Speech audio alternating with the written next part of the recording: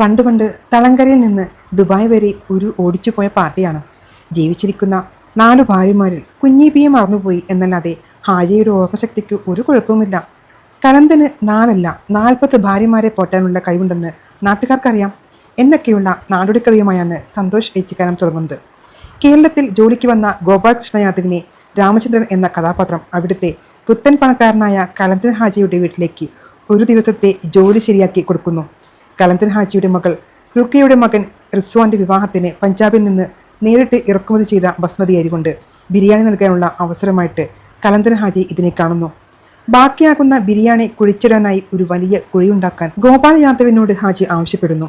ഇടയ്ക്ക് ഗോപാൽ യാദവിന്റെ മനസ്സ് ഓർമ്മകളിലേക്ക് പോകുന്നുണ്ട്. കഥാന്ത്യത്തിൽ നാം തിരിച്ചറിയുന്നു ഗോപാൽ യാദവിന്റെ മകളായ ബസ്മതി വിശപ്പ് മൂലം മരിക്കുകയായിരുന്നുവെന്നും. ഗോപാൽ യാദവ് ഒരു കൈക്കോട്ട് മണ്ണുകൂടി ബസ്മതിക്കുമേൽ കുത്തിയിട്ടു. പിന്നെ കുറേ ശ്വാസം ഉള്ളിലേക്ക് വലിച്ചെടുത്തു എന്ന വാചക